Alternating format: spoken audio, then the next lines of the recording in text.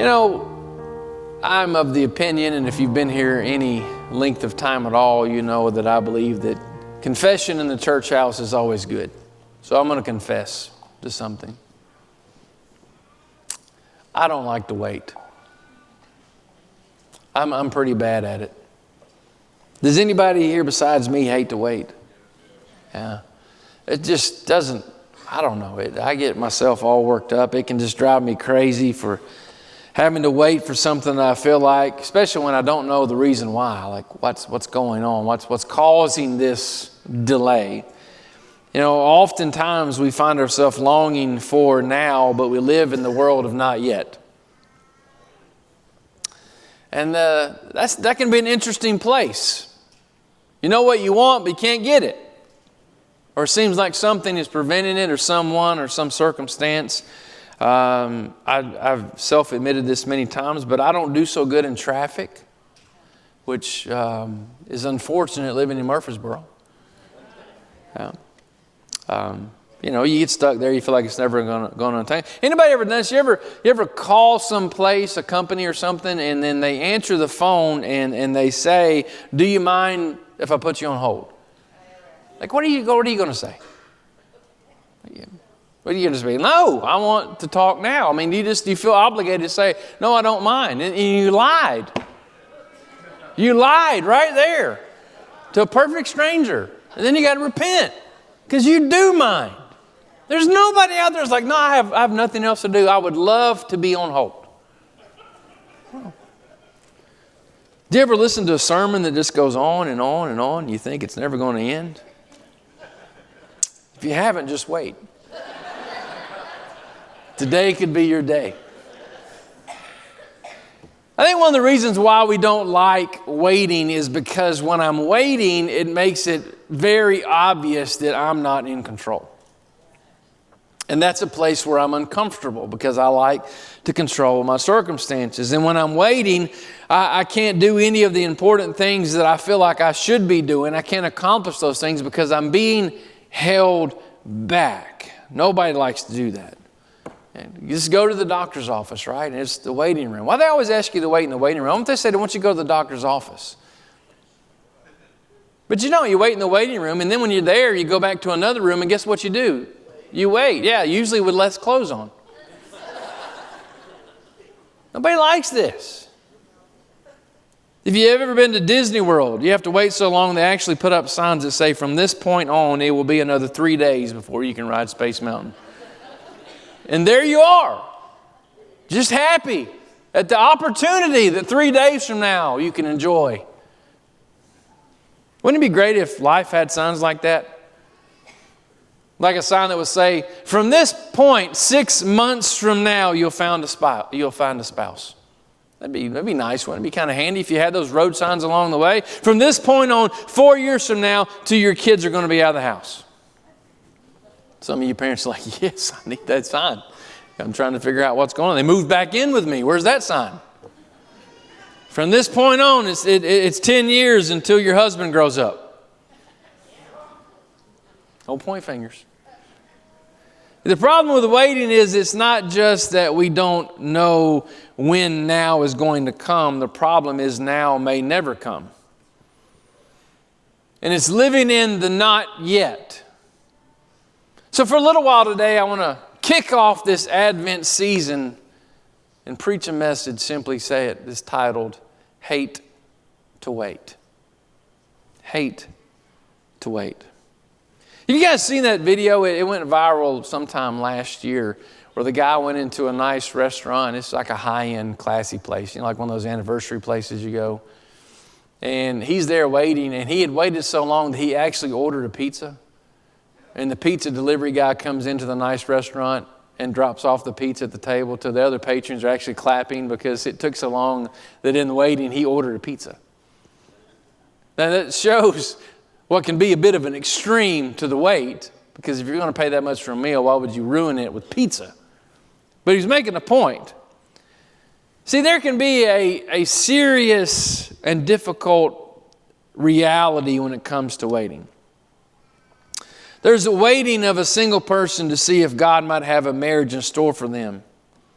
But all they get when they pray is a simple not yet. There's the waiting of a childless couple. God, will you let us start a family? It would be such a great thing. We want it so badly, but all they get is not yet. The waiting of somebody who longs to have a job to support their family, but yet they get a simple not yet. The waiting of a deeply depressed person for one morning to come when they actually want to live another day. The waiting of a spouse who feels trapped in such a painful marriage and they feel like it's never going to change. The waiting of an elderly person in a nursing home whose health is shattered. They seem to be waiting to simply die.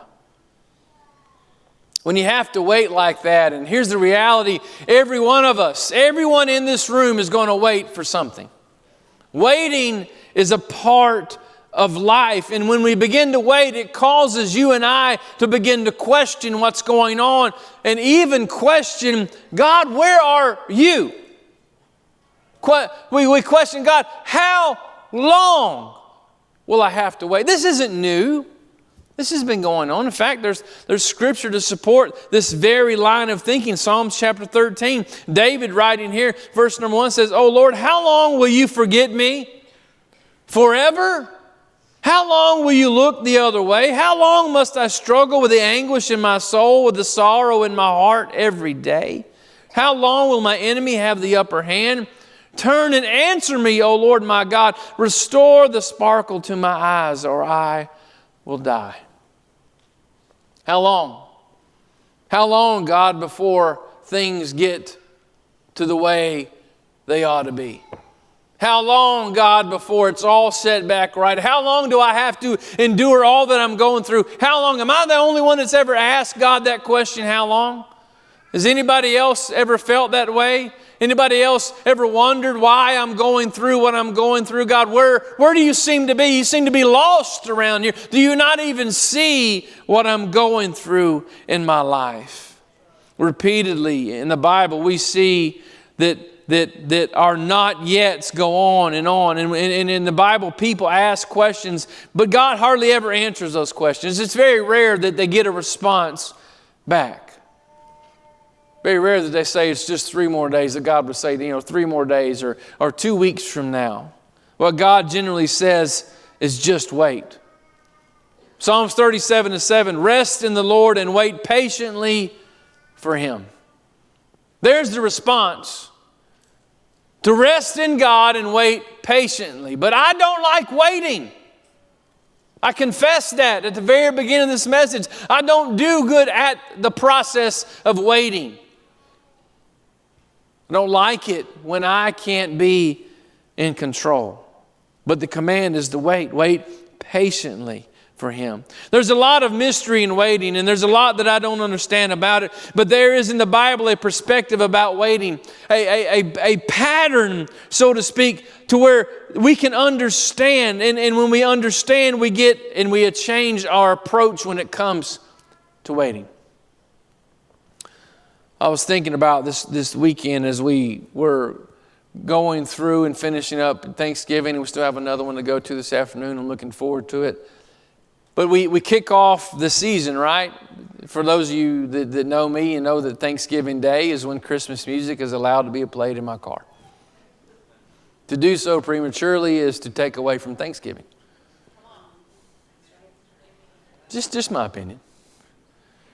So we got in the car, we cut on the Christmas music, and it just makes me happy to start this time, this Christmas time, this Advent season we're in. And I was thinking to myself about this service and was already beginning to put together some things, and I was torn between 2 thoughts in which way the Lord wanted to direct me. I started to preach a message, and I was going to title it The Ugly. But then yesterday, God says, no, we're not going to talk about ugly. We're going to talk about waiting. I said, okay. I feel like it could be helpful to all of us who wait, and that's all of us, to maybe approach this Christmas time a little bit different. Luke chapter 2. You knew I was going to go there, right? If you're going to talk about Christmas, you got to go to Luke chapter 2. Now, this is not my Christmas message. Sunday from now, a week from now, I have a message I feel like God has for us as a church for the Christmas time. But today I feel like I'll lay a little appetizer out there for us, talking about hating to wait. Luke 2:25. And behold, there was a man in Jerusalem whose name was Simeon. And this man was just and devout, waiting for the consolation of Israel, and the Holy Spirit was upon him. So here we go. We got a guy, good man, Spirit of God's on him, and what's he doing? He's waiting. Well, there we go. We find somebody that we can identify with. Those of us of little patience, we have somebody we can look to. God provided right here. He was waiting, and Luke is going to tell us what Simeon is waiting for. But I want to pause here and just think about this statement. I want to ask you a question, okay? I want you to, like, if you're note taking, I want you to stop for a minute. If you're on your phone and Facebook, please get off. Look at me for just 1 second. All right, I'm going to ask you a question. It's not a hard question, but it will make you think. What are you waiting for? What are you waiting for in your life? You think, well, Pastor, that's a big question to ask. Like, what am I waiting for today? I'm waiting for you to wrap this message up so I can eat lunch. I'm waiting for, something to come in to help me. Just whatever. What are you waiting for? What are you waiting for? So we're going to talk about a lot more Christmas stuff next Sunday. But a lot of times people think that waiting on the Lord, if I wait, I want you to listen to these words, okay? I was very purposeful when I typed this out, so I'm going to read it directly as I typed it, because I felt like this is a very thought-provoking, just listen to me, okay, for just a minute.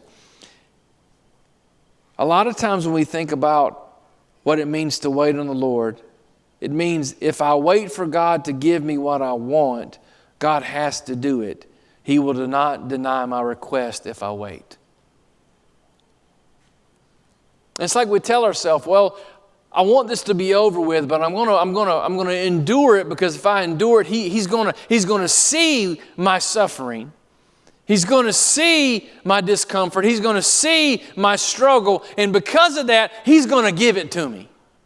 That if I can just be good and patient long enough, then it's going to happen for me.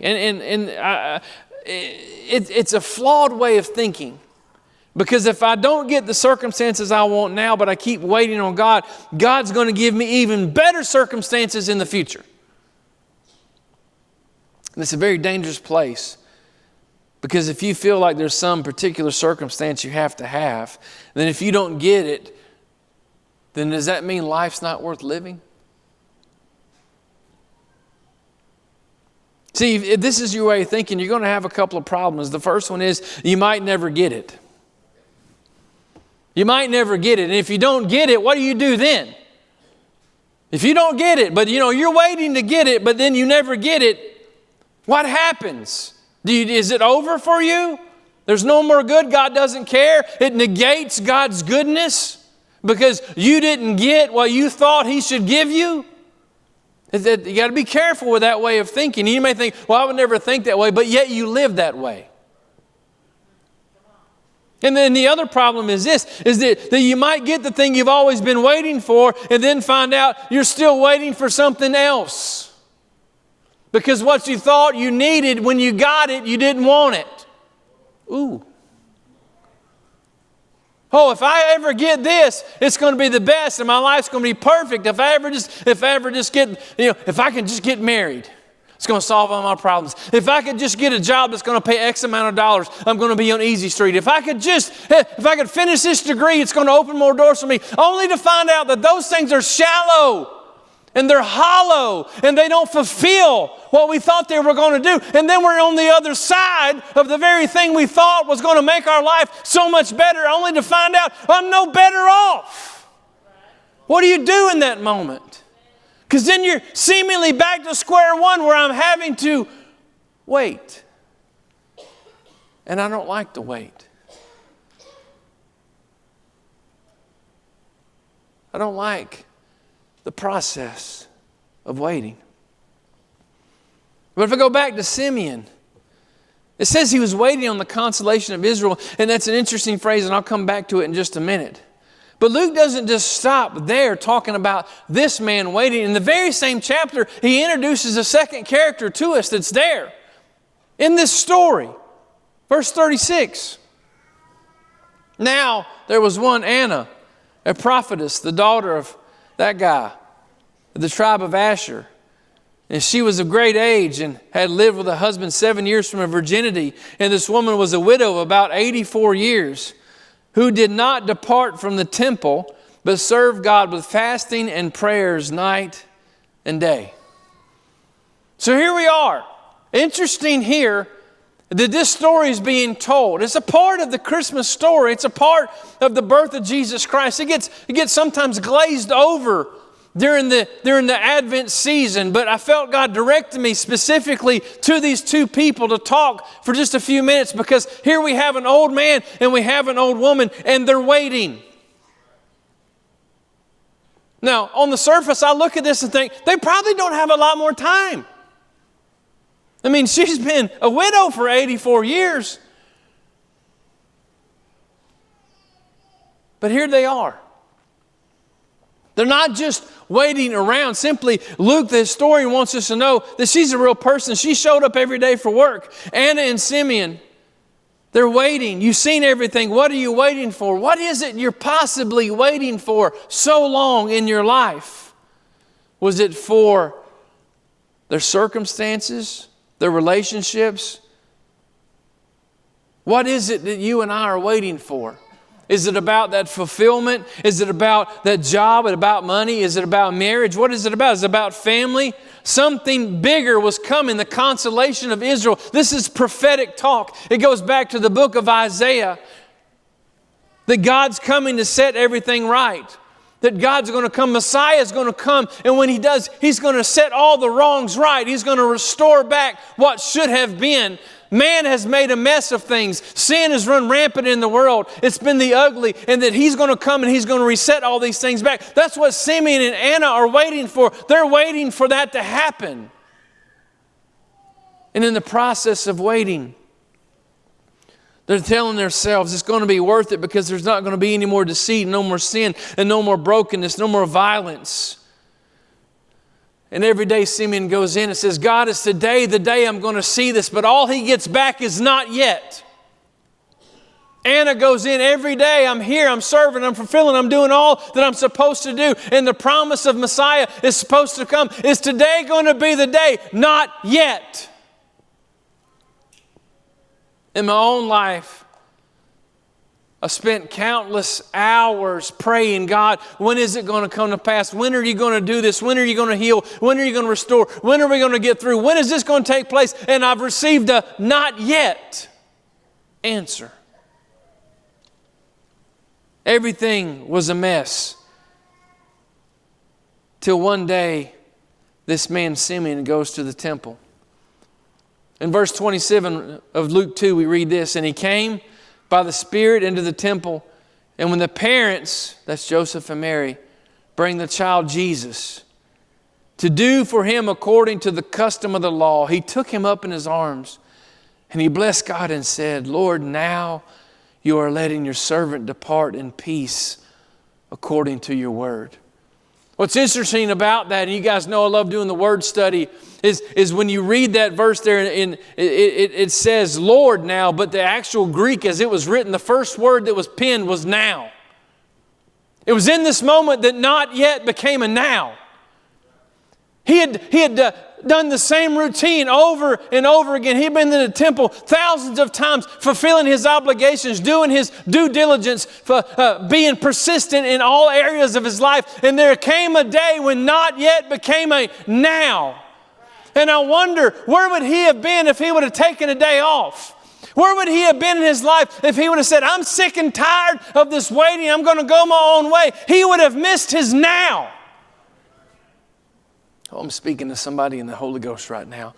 Somebody's been sitting idle for a long time, wondering if God even cares or hears about you anymore. Somebody, even here, as we head into this happy time of year, you're faced with so much frustration and sadness in your life because all you've heard over and over and over and over and over and over again in your life is not yet, not yet, not yet. But I'm here to tell you, there's going to come a day when there'll be a moment, if you'll hang on and stay consistent and persistent in your life, if you'll be obedient to God's word, your not yet will turn into a now moment.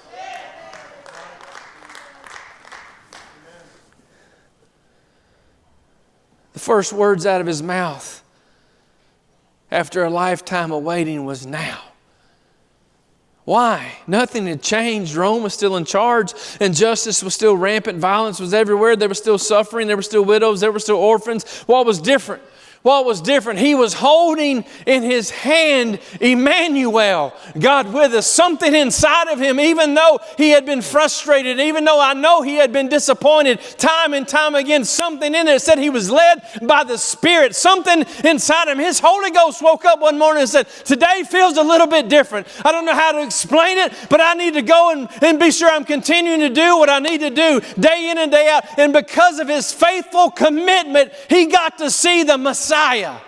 He held in his arms Emmanuel, God with us. It wasn't just an accident. It was because he was faithful and he was committed in his life. Even though he had heard not yet, not yet, not yet, there came a moment when he held his now. Simeon. Luke was telling you and I by talking about his life, that when Jesus comes into your life, when Jesus comes into your circumstances, when he comes into your pain, when he comes and meets you where you are in the middle of your suffering, your aloneness, your failures, your loss, your divorce, your bankruptcy, your cancer, somehow your not yet becomes a now. The circumstances may not have changed in the moment, but all of a sudden there's a hope that wasn't there before. All of a sudden there's a confidence that you didn't have just a few minutes ago. Why? Because you hold in your hands now.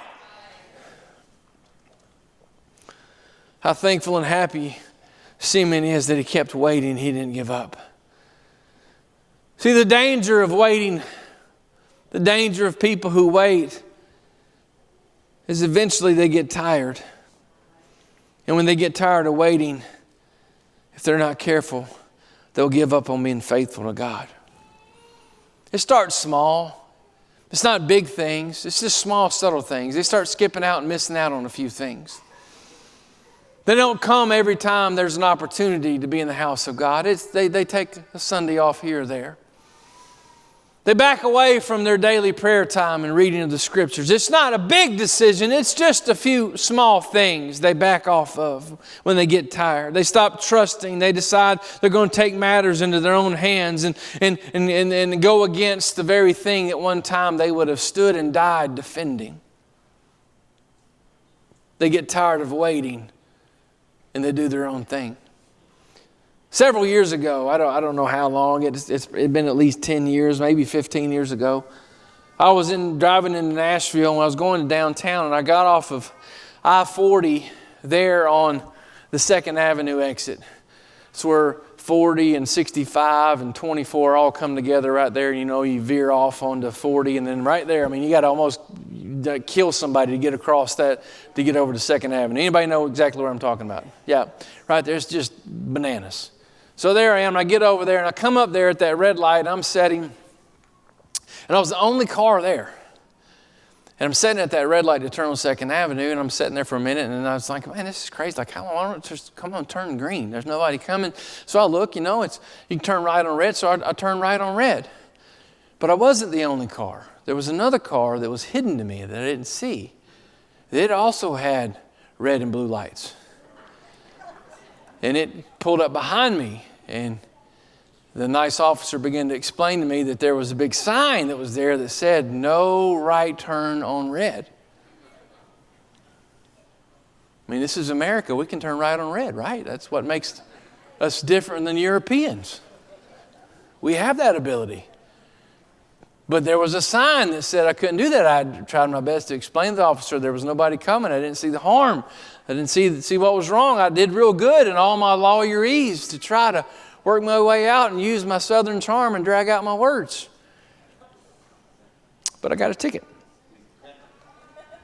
Because I refused to wait long enough for the light to turn green. I took matters into my own hands. You be careful when God has a red light in your life that you don't try to force it green.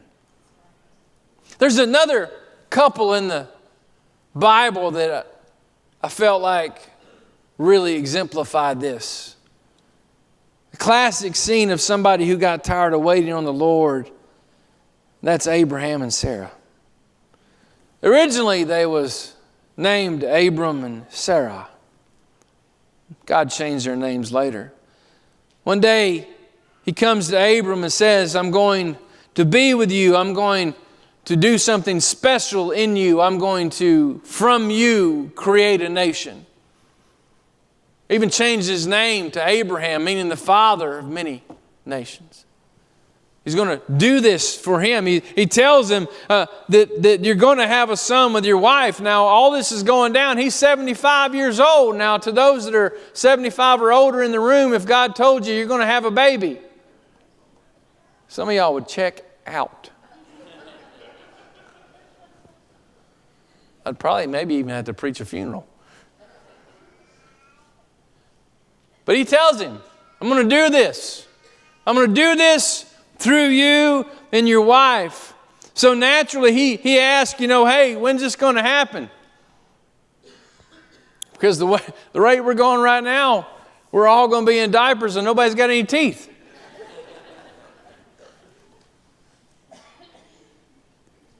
Been waiting all my life to have a child.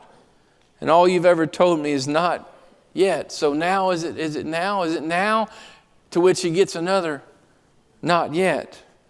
And the days turn into weeks, and the weeks turn into months, and the months turn into years, and eventually more than a decade has gone by, and Abram is now in his mid-80s. His wife's in her mid-70s. Things aren't going. He still remembers the conversation when he said, hey, I'm going to change your name. How embarrassing is it to go around being the father of many nations is how you introduce you. Hi, how you doing? My name is Father of Many Nations. That's awesome. How many kids you got? I don't have any. I don't have any. I got a promise. But I don't have any kids. Then his wife makes this statement in Genesis 16:2. She talks to Abraham, says, the Lord has prevented me from having children. Go and sleep with my servant. Perhaps I can have children through her. And Abraham agreed. In other words, the red light's never going to turn green. God's promise is broken. I know what you said. God, but time's passing. I don't see how this is even physically possible to start with, but it hasn't happened yet. It's like you forgot us. So they run the red light. The next verse, Abraham agrees there, verse number 2. Abraham agrees. Well, honey, if that's what you want. But look what happens. Verse 4. So Abraham had relations with Hagar, and she became pregnant. But when Hagar knew she was pregnant, she began to treat her mistress Sarah with contempt. And Sarah said to Abram, this is all your fault. I put my servant in your arms, but now that she's pregnant, she treats me with contempt. The Lord will show you who's wrong, you or me. And Abram replied, look, she is your servant, so you deal with her as you see fit. And people, they don't read the Bible, don't know that these stories are in there. This is like the Real Housewives of Abraham. I mean, it's like a reality show. Stuff's not new. It's been in the scriptures for years. I know this stuff doesn't work. You can't do this. You can't go around what God is trying to do. Because every time you try to run the red light, you get yourself in trouble. Every time you try to push through where He's telling you to stop, you're going to run off a cliff. You're going to cause yourself more harm, more damage than if you'd have just sat and waited for Him to accomplish what He said from the beginning He was going to do in your life. But when you get frustrated in the waiting, when you decide, hey, I don't know what's going on, God, maybe you forgot you even said something to me, so I'm going to take matters into my own. Every time that happens, just know this, it's going to turn out to be a train wreck. It's going to be a problem you're going to deal with probably for the rest of your life. Because that's exactly what's going on right now. We're still dealing with the fallout from this one thing right here. Still to this day, brothers are fighting because of this. God hasn't forgotten you. I know it can be frustrating in those times. I remember we have been through things, Chastity and I, we faced some stuff, and there's been times when we didn't understand what was going on, but we waited. I didn't like the waiting. I just told you, I titled this message, Hating to Wait. It's like my personal memoirs, this message, because I don't like it. I am the king of figuring something out. I will make a way where there seems to be no way. That is me. But I'll tell you, I've driven in my fair share of ditches. I've made a mess out of a lot of stuff. I've had to go back and ask God time and time again, please forgive me, Lord, for running the red light. So what happens when people take things into their own hands? I'm going to sleep with this person even though we're not married because I'm tired of waiting for intimacy. I want to be close to somebody. I'm tired of waiting. I'm afraid it'll never come, so I'm going to run the red light. I'm tired of waiting. I'll take matters into my own hands. Isaiah, he addressed this issue in chapter 40, verse 31. But those who wait on the Lord shall renew their strength. A lot about waiting I don't understand, but one thing I do is God uses waiting in people's lives for a reason. He does it over and over and over again in the Scriptures. He goes to Moses and he says, you're going to have to wait. He comes to Abram and says, you're going to have to wait. He's trying to teach patience in order to develop the opportunity for trusting. For trusting. Every parent knows the power of waiting. We do. We do this with our kids. Go over there and sit in the corner and I want you to think about what you did. That's terrible. Just beat me right now. I don't want to think about what I did. I want to keep playing. But you got to go wait. Got to go to timeout. When we're an adult, I want to go to timeout now. Let me go to my room and think about what I did. May involve a little sleeping. So I can really understand what I should do better next time. In Abram's case, what person of good character and deep faith and great wisdom would sleep with their wife's personal assistant, even if she did suggest it? The answer is no. You people scare me sometimes. The answer is no. We don't know. I don't care what she said. It's not going to end well. No. Waiting on the Lord is not automatically assuming that a passive inaction is the more spiritual road to go down. He gave you a brain to use, to think through, to use what seemingly used to be common but is not common anymore in that sense. God, I will obey you. I will exercise judgment. I will try to do what wisdom and good character would do. I'm not going to run the red light. I'm not going to violate your word. I'm not going to go against your principles. See, how you feel about waiting depends mostly on what you're waiting for. There's actually been a whole lot of research and study done into this, that there are certain things that we don't mind waiting for because we love the anticipation that comes with it. In our household, we often talk about what our next trip's going to be. And when my girls, especially my oldest two don't ride with me to school anymore, but Emery still does. I drop her off in the mornings. Sometimes when they're having a bad day, I'll say, look, I know you got a test today, or I know something's coming up, but just think in 2 weeks we're gonna go on spring break. Or just remind them, because often having something just ahead helps us there. Did you know they did this crazy study that showed that if people had the opportunity to meet the celebrity of their choice, they would choose to wait 3 days to meet them versus meeting them in the moment? 3 days. Because there's something about the anticipation of meeting them that brought more joy into the equation. Now, you don't want to wait too long because they may get all wrinkly and old, or the Botox might wear out and they don't look like they did in their picture. See, we don't mind waiting depending on what we're waiting for. Case in point, go back to the Disney World thing. People pay a ridiculous amount of money to stand in the heat and sweat their shoes off to only ride 4 rides in a 12-hour day, and they're happy when they go home. It all depends on what you're waiting for. So now I'll go back to the question I asked you earlier. What are you waiting for? What are you waiting for? Because it makes all the difference in what you do with your time. If you find yourself constantly ramped up and just dealing with all these pressures and anxieties and stresses and all these things that are outside of your control, but they seemingly are controlling you, your thoughts, your actions, your moods, I'm asking you again, what are you waiting for? Anytime you have to wait, we need to understand that there can be spiritual disciplines in the wait. And what I have discovered in my own life, that more often than not, the process of waiting was more beneficial than the thing I was waiting for.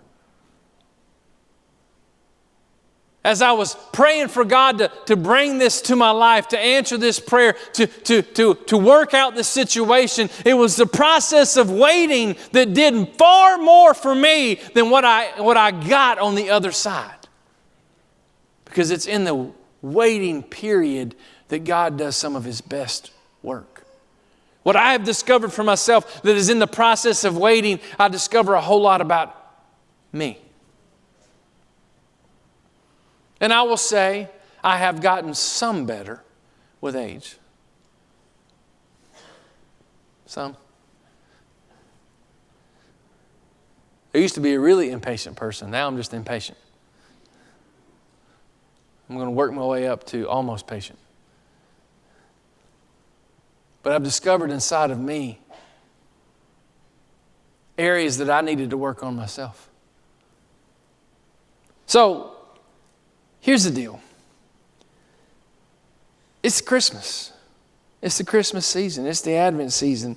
Instead of fighting it, instead of being all hurried and focused on yourself and the important things that you have to do, what if we took this initiative and remind ourselves, I'm not in control. I'm not in control.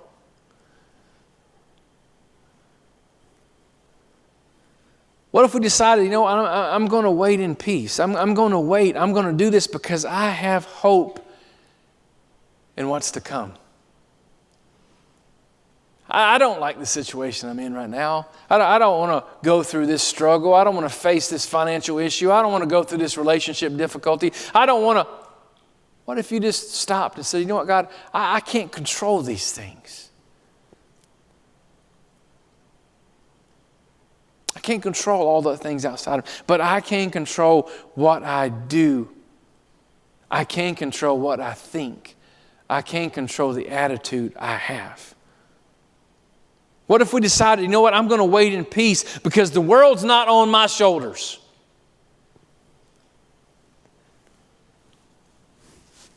We go on vacation, and we like taking vacations, but here's the deal. When I go on vacation, it takes me 2 to 3 days before I'm really on vacation.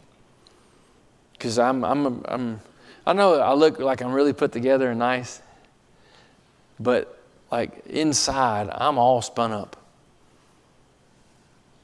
My wife will tell you, she lives with me. I'm like, I wake up, I'm an instant on. and I'm on a 10 right there instantly, and I want to accomplish everything I got to get done today. I'm a very structured person to a fault. I've admitted that over and over again. I know this. See, the problem with this is this transitions over into vacation time. So when I get into vacation mode, I'm like, all right, what are we going to do? Well, vacation oftentimes is for you to do nothing. Now, for someone who's programmed a do nothing, I don't know how to do that. Because I get into do nothing and I'm like, well, we should do something. I'm like, why? And I'm like, I don't know, but everything in me says we have to do something. So it takes me 2 to 3 days to get into do nothing mode.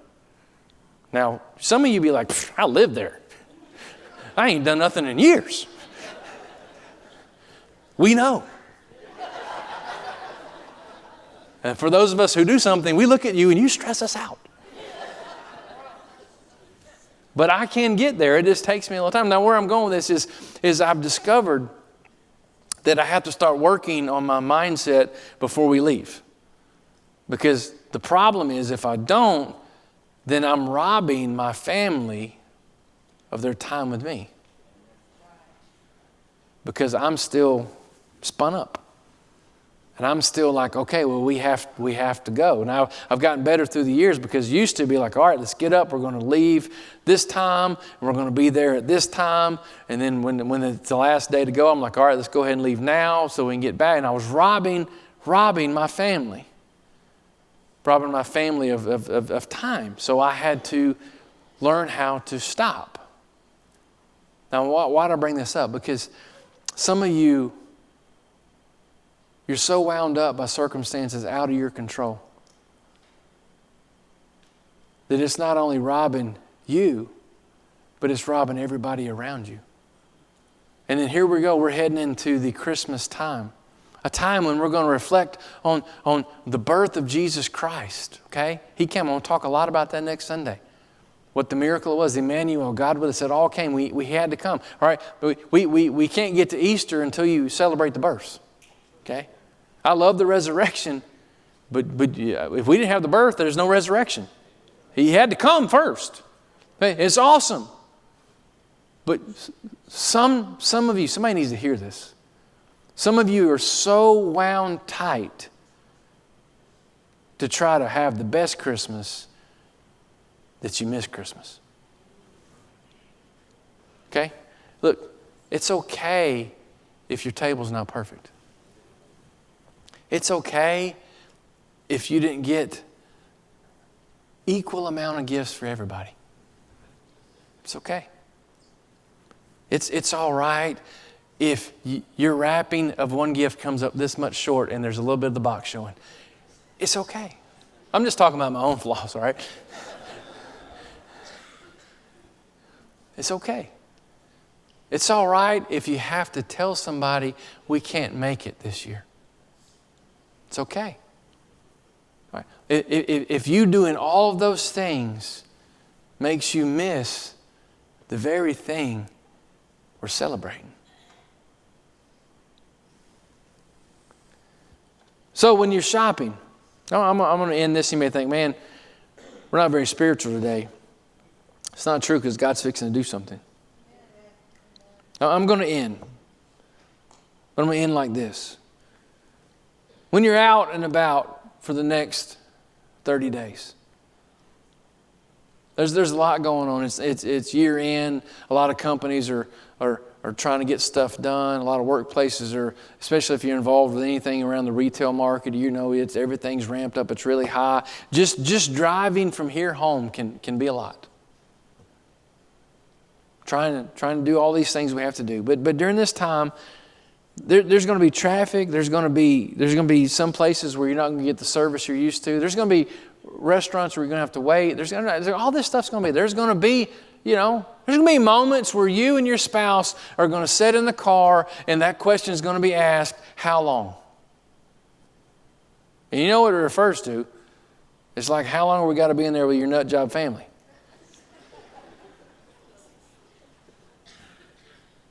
All these things come into play. But you need to learn to rejoice. You need to learn to be thankful for what you have. You need to remember the real reason why we're doing what we're doing. Don't let thankfulness just be what we did around the meal, but to be a part of your everyday life. Maybe it's time you let somebody else in front of you in the line. Well, Pastor, you may be borderline there being a little crazy. No, what if you just let somebody in? What if instead of you taking the paint off the bumper in front of you to prevent that person from merging in, you just backed up? What if you purposely got in the longest of the two lines at Walmart? You got in the longest one. What if you did that? What if when you come to a stoplight, I mean, come on, even at a stoplight, it should remind you of this time, right? The red light. We have red at Christmas. What if you just remember, God, I don't have to will this light to change. I know it's going to change and I can't stop it. So you have me stop for a minute, so I'm going to find something in this few minutes to thank you for. The green light, right? The green light's there for a reason. It's meant to go. What if you in that moment said, thank you, God, for all the green lights you've given me in my life, the chances and the opportunities I had to do something great. And even the yellow light. What? Yellow's not in Christmas? Well, it is this year, because sometimes you need to be cautious. What about all the times that He allowed you to be cautious about what you were doing? I was reading about this week. Over 85% of us now go to sleep with our cell phones by our bed. So the first thing we can do is look at all the emails and texts and all the things that we need to get caught up on. And then instantly we are spun up into a fit of anxiety, pressure, stress right off the bat. What if just between now and the first of the year, what if you put that phone somewhere else? Let's put it somewhere else. Somewhere where that's not the first thing that you do. It's going to be okay if you don't check your social media first thing you wake up. It's going to be okay if you don't check your email. It's going to be okay. It will. I promise you. You know what? The world will still turn. The sun's still going to rise. Yeah, it's still going to go on. You can do this because you're robbing yourself. For this Christmas season, if you have a problem, if you have a pain, if you have a heartbreak, if you have a challenge, if you're carrying a burden and you're not in control and you can't fix it, I'm asking you to take time in the waiting period to hope. That you take time to understand what it is you're truly waiting for. And if it gets hard, then talk to God about it, because we have the opportunity to talk to Him. How often do we take that for granted, that I can talk to the King of Kings and Lord of Lords, that I have an audience with the Creator of the universe? God waited thousands of years after the fall, after the sin, before He came to earth. He waited. Then He waited, just like we all do, 30 years before He started His ministry. And then they crucified Him and they put His body in a tomb, and He decided to wait 3 days. And now we patiently wait for His return. So I ask you again, what are you waiting for? As the musicians come, as I get ready to close this out today, what are you waiting for? Because understanding that in the process of the waiting makes all the difference in the world. When I go to a nice restaurant and carry my wife on a date and they're taking a little extra time to prepare the meal, I know it's going to be so good. When I'm waiting for something special, the anticipation builds and it gets me through to where I don't get so caught up in the process of the wait. See, I know in this room today, there's so many of you that are dealing with things. You look good right now. You got the smile on. You're doing okay on the outside. But inside, you're a wreck. You're a wreck. And you're tired of waiting. And you're starting to compromise.